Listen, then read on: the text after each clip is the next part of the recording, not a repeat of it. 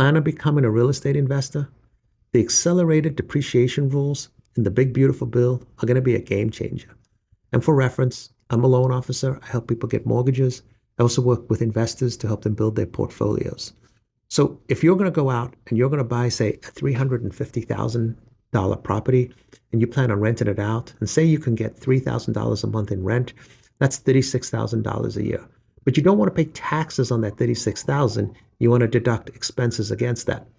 So let's suppose you have mortgage interest, property taxes, HOA, miscellaneous bills, legal bills, whatever it is. Say you have about $10,000 of bills. You get to take that against the $36,000 of rent you actually took in the door. But the tax laws also allow you to depreciate the property. So what that means is they let you take the actual structure, not the land, and they say this thing's going to last 27 and a half years. We're going to divide the value of the structure by that period of time. We're going to let you add that to your expenses every single year. So if that property you bought for $350, say the land was worth $75, and then the structure would be worth $275. You divide that by 27 and a half years, that's about $10,000 a year that you get to deduct. So you take the actual expenses you spent, you take that $10,000, and that becomes the new cost of the home. Now, in many cases, people will purchase a home and they will have to improve it, getting it ready to rent. They might have to upgrade the floors, the appliances, the windows, the roof, fences, driveways, whatever it is.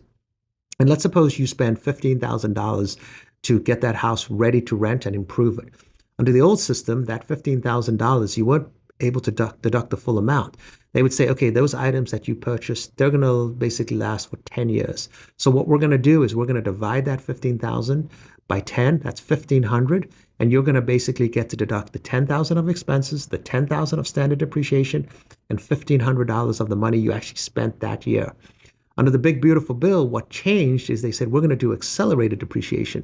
So the money that you spent in that year, you don't get to deduct it over 10 years. You get to deduct it in one lump sum. So now you get the $10,000 of expenses, the $10,000 of depreciation, and you get $15,000 of accelerated depreciation. When you take all that together, even though you collected $36,000 of rent, you're only actually going to pay taxes on $1,000 because that's what's left under the new system.